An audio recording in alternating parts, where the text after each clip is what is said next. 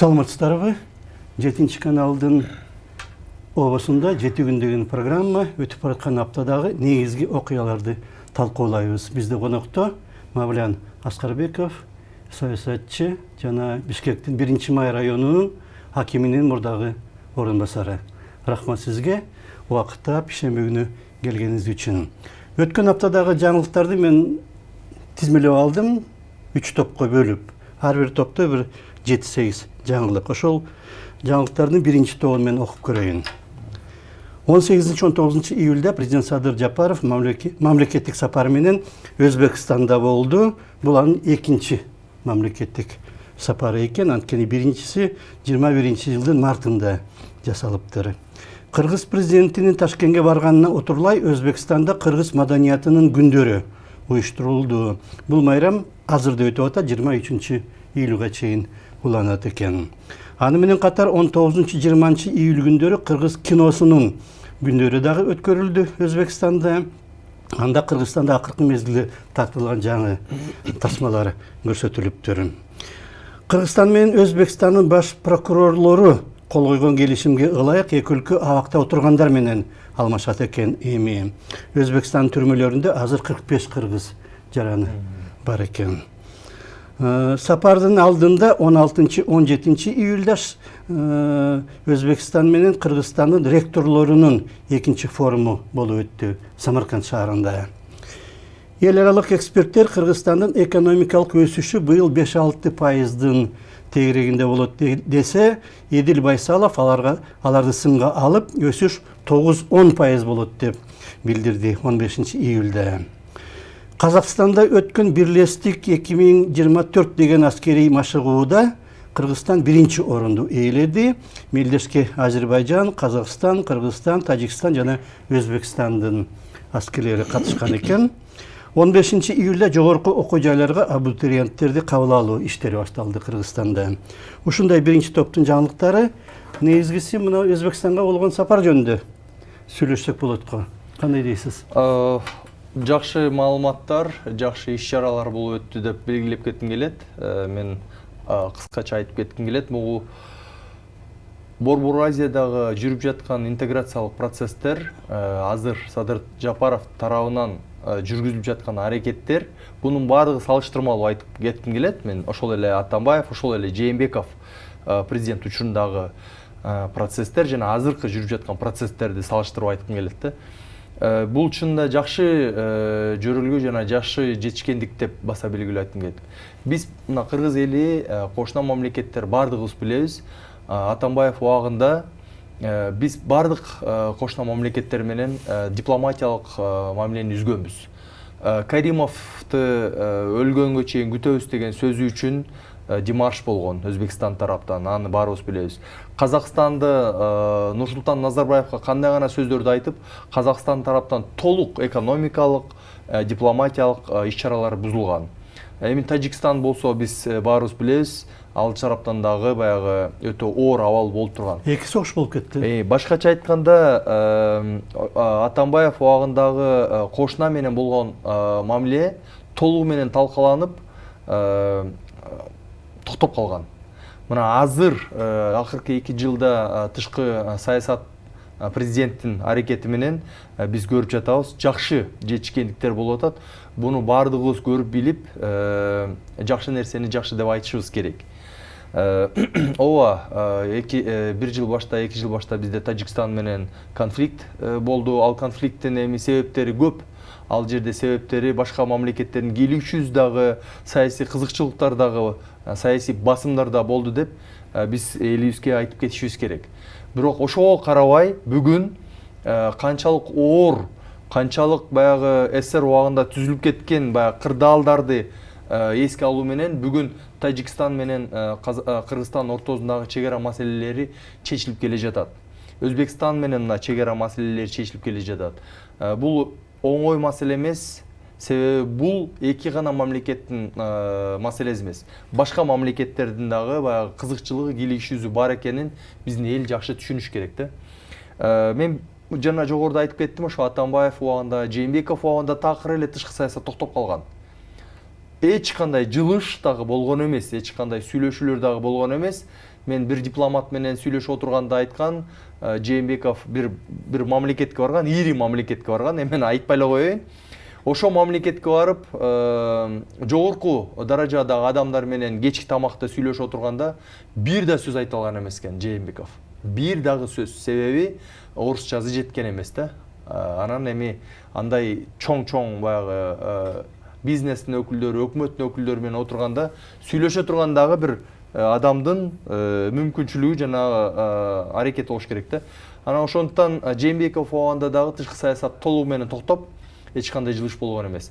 Мына азыр сиз жогоруда айтып кеткен иш-чаралар бул абдан жакшы жөрөлгө. Андан тышкары жакында биздин мамлекетке ири коомдук ишмер, аналитик, жазуучу, кеңешчи деп айтып коет, эми көп адамдар тааныйт. Фредерик Стар келип кетти, анан жакшы идеяны айтты. Мен ошол интервьюсунан көрүп калдым. Ал идеянын маңызы Борбор Азия мамлекеттеринин интеграциялоо процесстери башталыш керек. Мына президенттин кече Өзбекстанга барып, сиз жогоруда айтып кеткендей, кино жумасы, маданият жумасы жана башка иш-чаралардын бардыгы бул ошо интеграциялоо аракети деп түшүнүп жана билсек болот. Мындай системдүү иштер жалгыз эле Өзбекстан эмес, Казакстан менен да болуш керек, Тажикстан менен дагы болуш керек, Түркменистан менен да болуш керек. Негизи ушул Борбор Азия мамлекетинде жаңы доор башталыш керек. Ал доор ошол интеграциялоо аракетинин башы менен башталыш керек да. Мен оюмча Өзбекстан менен болгон карым-катнаш ушул Өзбекстан менен болгон деңгээлде Казакстан менен да, Тажикстан менен да, Түркменистан менен да аракеттерди жүргүзүш керек. Биз жакшы билебиз, биздин президент Түркменистанда да болгон, жолугушуулар, сүйлөшүүлөр болгон да. Ал эми Казакстанда болуп өткөн аскери машыгуулар бул дагы жакшы жөрөлгө. Ал машыгуулар ошол Борбор Азия өлкөлөрүнүн бардыгы менен катышуусу жана кандайдыр бир келишимге, бир коргонууга деген бир келишимге келүүсү зарыл деген ойдомун. Жаңы деңгээлге чыгып атат десе болот. Кыргызстан менен Өзбекстандын мамилелери. Мисалы үчүн СССР чачырагандан кийин дароо, эми дароо болбосо да 1-2 жылдан кийин Назарбаев менен Каримов жолугуп Борбор Азиялык уюм дегенди түзөбүз деген. Акаевди кошпой коюшкан. Акаев өзү барып жана Нукуста болгон. Каракалпакстанда өзү болбой эле чакырбаса дагы барып, кандай силер биз жок эметесиңер деп аран кошулган. Сүйлөшүп отуруп, кантсе дагы бай сүйлөшө алган. Бирок баштаганда алар ушундай эметкен. Теңине албай башкаларды Борбор Азияда. Бирок азыр оңолуп баратат десе болот. Жаңы деңгээлге чыгып. Мына бир мамлекет менен, андан кийин башка менен, анан алар дагы өз ойлорун айтып, биригип. Ушул сөзүбүзгө кошумча айтайын, тилекке каршы улуу муундагы саясатчылар, ошол эле азыр Тажикстандын президенти Рахмон, же болбосо Түркменистандын президенти атасы деп коеюн, Бердимухамедовго окшогон адамдар Борбор Азия мамлекетиндеги интеграциялык саясатка, интеграциялык процесстерге чынында тоскоолдук жаратып жатканын биз көрүп келгенбиз. Азыр дагы көрүп жатабыз. Бирок бул муун өткөндөн кийин Шавкат Мирамоновичке окшогон жаңыча ой жүгүрткөн, заманбап чакырыктарга кадам таштай алган адамдар, мен оюмча андан кийинки муундагы, мен оюмча бул процесстерди тездетип, биз Борбор Азия мамлекеттери бир жакшы биримдикке чогулаарыбызды жана бүтүн бир биримдик түзөөрүбүзгө мен көзүм жетет. Ал процесстер азыр башталыш керек. Жогоруда биздин президент айткандай, жана андай иш-чаралар өткөндө Тажикстанга баралы, биздин кино фестивалды өткүзөлү, маданий күндөрдү өткүзөлү, тажиктерди бул жакка чакыралы, түркмөндөрдү чакыралы, казактарды чакыралы, спорт иш-чараларын өткүзөлү. Келгиле ошол 5 мамлекет ичинде футбол уюштуралы, чоң футбол, кичине футбол, волейбол, күрөш өзүнчө турнирлерди жана башкаларды уюштурсак, ошонун артынан мен оюмча жакшы биригүү процесстери башталмакчы. Рахмат. Экинчи жаңылыктардын экинчи тобуна өтөлү. Кыргыз жана Өзбек президенттери Ташкенттен Чүй облусундагы Ак Суу айылындагы Тулпар Моторс автозаводунун жана Кара-Балтадагы кездеме чыгаруучу фабриканын ачылыш аземине видео байланыш аркылуу катышты. Автозавод жанагы Тулпар Моторс деген тууралуу Кыргызстан менен Өзбекстан былтыр март айында сүйлөшкөн. Биринчи жолу мына 1,5 жылга жетпей курулуп бүтүп атат. Chevrolet үлгүсүндөгү машиненин 3 түрүн курап чыгарат экен. Жанагы тетиктерди Өзбекстандан алып келип, жана кээ бир маалыматтар боюнча Өзбекстан бул заводко $50 миллион инвестиция салыптыр. Bir жыл ичинде заводдо Өзбекстандан келген тетиктерден 10.000 машина чыгарылат экен. Азыркы учурда 6 жылдын ичинде ал өндүрүм 30.000 машинеге чейин жетет экен. Жылына 30.000 машина чыгара тургандай болуп. Текстиль фабрикасынын баасы $5,700,000 экен. Анын 60%-ын Кыргыз-Өзбек өнүктүрүү фонду насыя катары берген экен. Ишканада келечекте 600 адам эмгектенет деп жазылып жатат. Сапар учурунда Ташкентте Кыргыз-Өзбек бизнес форуму дагы өткөрүлдү. Анда Чаткал резорт деген курорт куруу тууралуу Кыргызстан менен Өзбекстандын туризм мекемелери ортосунда меморандумга кол коюлду. Андан тышкары Кыргызстан менен Өзбекстан Талас Чаткал Ташкент Казакстанга кирбей түз өтө тургандай жол жана Дароот Коргон 3 Коргон автожолдорун биргелешип куруу дагы талкууланды. АКШнын жардамы менен ушул өтүп аткан аптада Сириядагы согуштан бошотулуп, мекени Кыргызстанга 6 айым жана 24 бала кайтарылды. Мурдагы спикер Чыныбай Турсунбековдун 2 кызы камакка алынды, бири СИЗОдо, экинчиси үй камагында. Президент Садыр Жапаровдун ийнелеринин бири жана болбой калган күйөө баласы камакка алынды. Камчыбек Ташиевдин бажасы дагы камакка алынды. Ушул окуялардын ичинен эмнени негизги деп атасак болот? Эми мен бардыгына эле кыскача токтолуп кетким келет. Кыскача айтып кетким. Биринчиден эми автозавод боюнча биз эми детальдарын билбейбиз, бирок мен эми өзүм ачык, объективдүү айта албайм, субъективдүү оюмду айтайын. Негизги бизге автозаводдун кереги жок деп эле айткым келет. Себеби биз буга чейин билебиз, Ошто Осмоновдор 7 гектар, канча гектарга автозавод салабыз деп укмуш бир рекламаларды чыгарып, мына ачылат, ана ачылат деген да сөздөр болгон. Андан кийин дагы бул жакта бир Эргулубуз чыга калып, Кытайдан тетиктерди алып келип, мен Белес деген автобустарды чыгарам, менден сатып алгыла деген да сөздөрдү укканбыз. Анын аягы мошенник экени мэриянын кызматкерлери да айтып чыккан. Эми негизи бизден чыккан жана бизден даярдалган материалдардан чыгарган продукциялар керек да. Акырында ошого өтөт балким. Жок, эми ал бул унаа чыгаруу бул наукоемкое производство деп коет. Бул жерде жөн эле унаанын тетиктери кураштырып коюу эмес да. Бул элементар жана велосипед чыгарыш үчүн тетиктер керек. Азыр эми велосипедтер дагы жогорку илим менен жасалган тетиктер болуп атпайбы. Ошондуктан мен оюм бул жакта эми жогорку жакта чечимдер кабыл алып аткандан кийин аны көрүшүн, бирок мен айтат элем, бизден көз каранды, бизден чыккан продукциялардан чыгарсак ошол эффективдүү болот. Башкача айтканда, импортто эмес, экспорттоого даярдай турган продукциялар керек бизгечи. Азыр эми Өзбекстандан чыккан тетиктерден бул жактан унаа куроо, өзбектер менен дагы биз конкуренция кыла албайбыз да. Өзбектер бүгүн мына мен билгенден 25 жылдан бери унаа куруу заводу иштеп атат ошол эле. Бирок азыр дагы сапаты андай деңгээлде эмес. Бул баягы кыскача. Текстиль боюнча мына бул биздин локомотив. Текстилге толук шарт түзүп бүгүн мүмкүнчүлүк бериш керек. Биз бүгүн Өзбекстанда, Казакстандагы биз менен конкуренция кылып атат.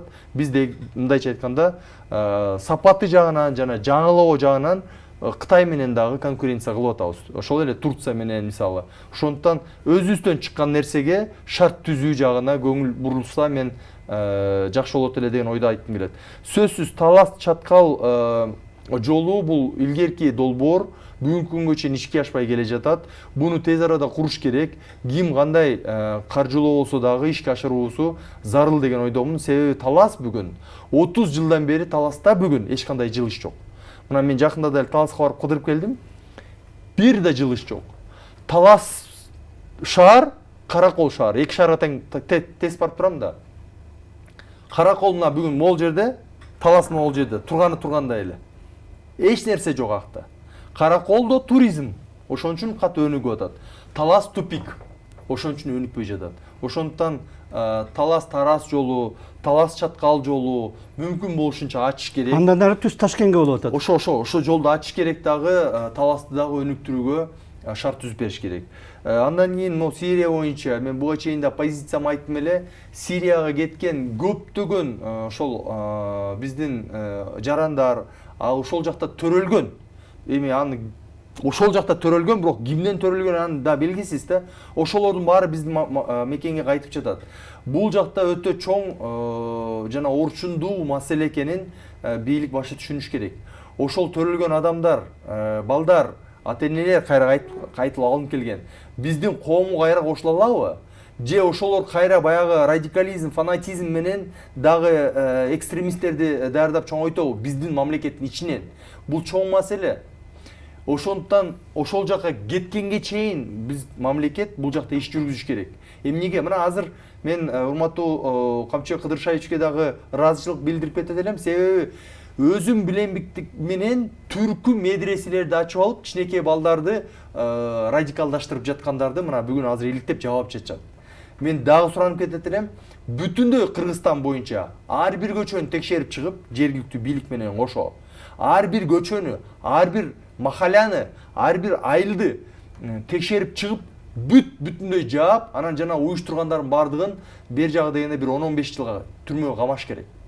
Себеби бизде талап бар да, билим бересиңби?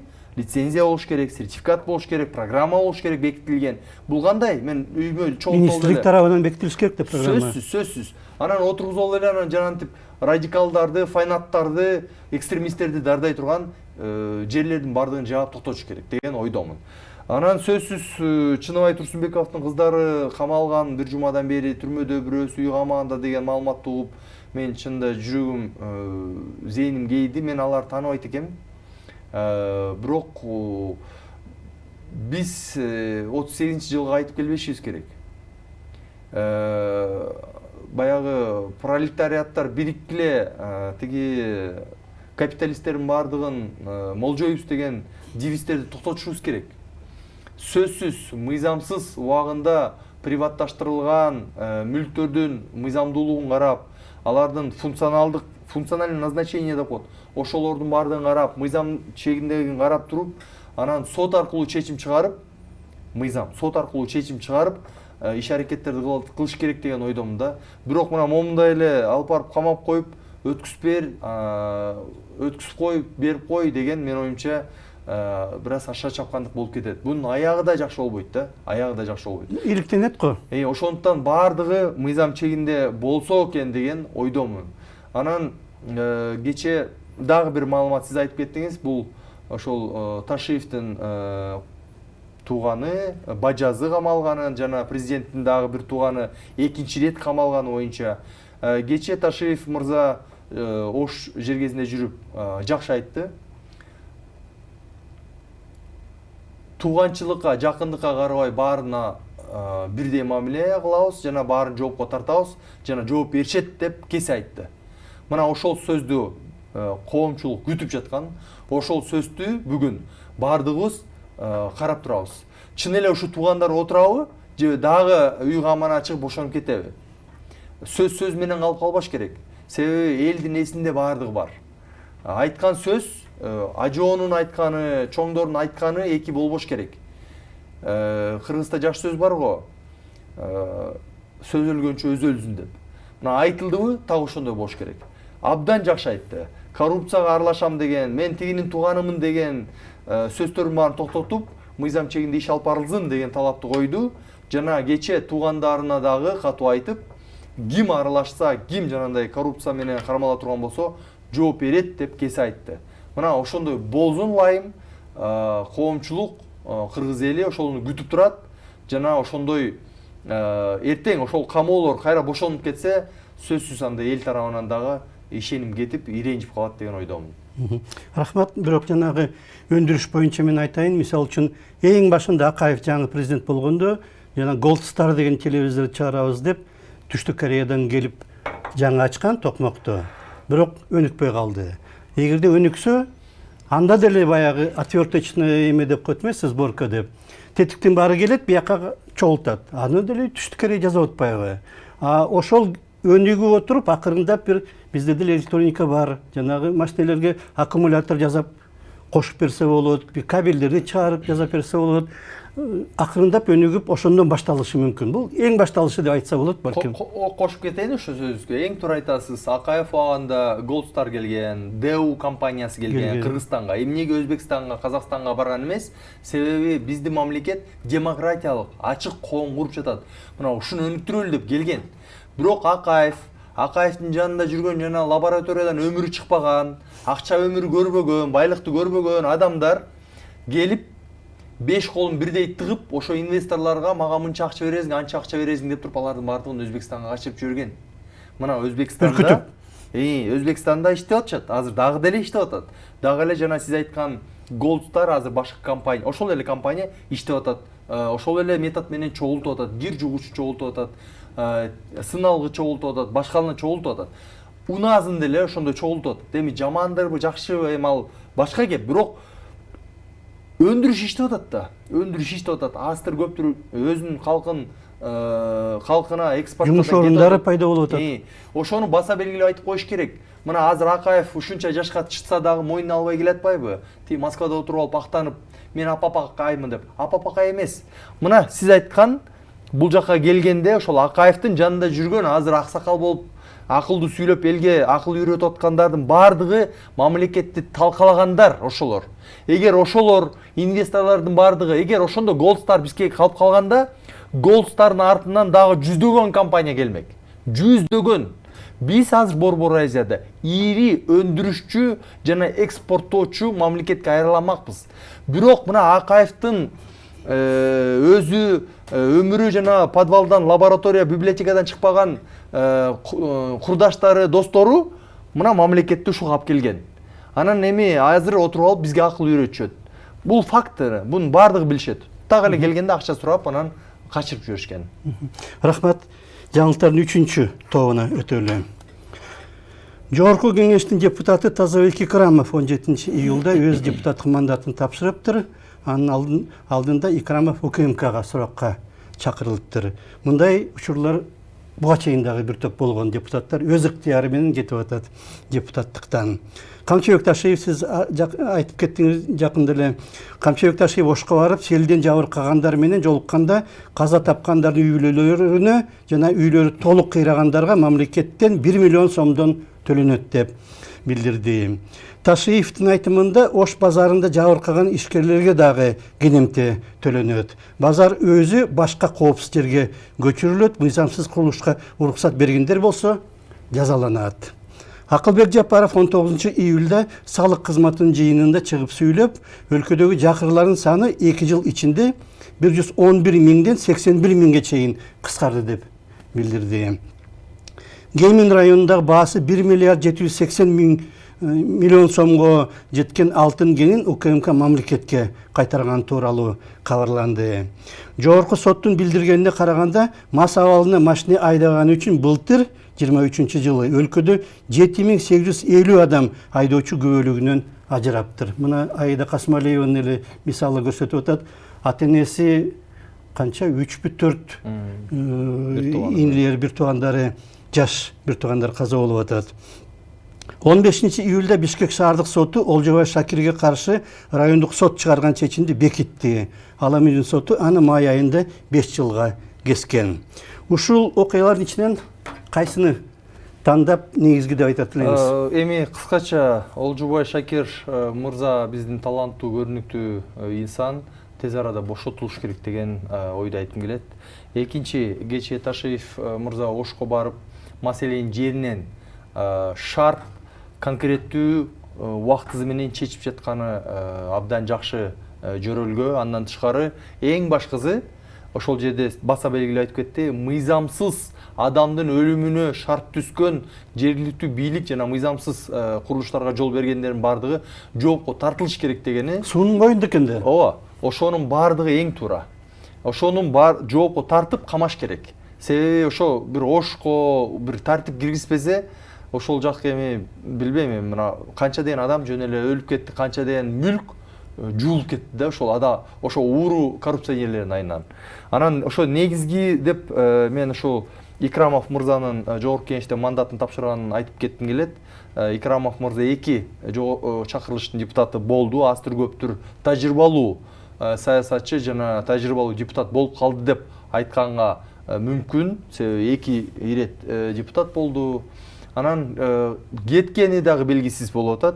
Кече бүгүн Facebook'a жазды, ушундай өз бир каалоо менен кеттим деп. Бирок мен билгенден 12.000 адам шайлап келген, жогорку кеңешке келген адам мындай эле кетип калганы туура эмес. Ачык коомдо конкреттүү себептер айтылыш керек. Анан өзүбүз белгилеп кеткендей, УКМКга кирип чыккандан кийин кеткени дагы бул өтө чоң кооптондурууну жаратат. Биз өнүккөн ачык демократиялык мамлекетти түзүп жатабыз. Мындай мамлекетте күч органдарынын саясатка кийлигишүүсү болбош керек. Себеби бунун аягы жакшы болуп бүтпөйт да. Эгер Икрамов мырзанын кандайдыр бир кылмыш иши болсо, же дагы бир болсо, анда УКМК тарабынан маалымат берип, элге ачыктап, мына ошол себептен момундай болгон, иш козголгон деп анан Икрамов мандатын тапшырса түшүнүктүү болот эле.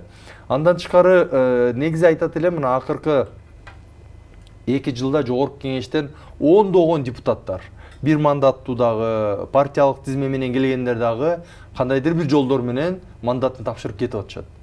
Кетсин, тазаланганы да андан да жакшы. Бирок 20-жылы мыйзамды кабыл алып атканда шашып шайлоо мыйзамын кабыл алып, мына азыр биз кесепетин көрүп жатабыз. Кесепет эмне? Казнабыздан жүздөгөн миллион сом улам шайлоого кетип жатат. Мына кече эле дагы 3 округда шайлоо болуп өттү. Эми Икрамовдун шайлоо округуна кайра шайлоо болот. Ал жака дагы 15-18 миллион сом кетиш керек. Эми ошондуктан шайлоо мыйзамдарын бүгүнтөн иретке келтирип, кийинки шайлоого чейин жакшы, түшүнүктүү шайлоо мыйзамдарын кабыл алышыбыз керек. Себеби саясий аренада саясий туруктуулук болуш керек.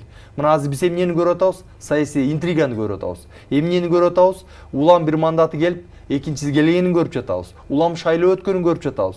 А шайлоо бул элди ренжитет. Кийинки шайлоого элдин көңүлүн калтырат. Бул чоң маселе.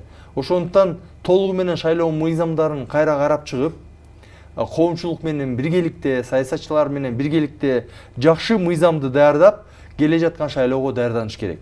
Антпесек биз ушинтип эле бири келип, анан эң башкысы элдин эсебинен улам шайлоо өтүп жатканы бул туура эмес.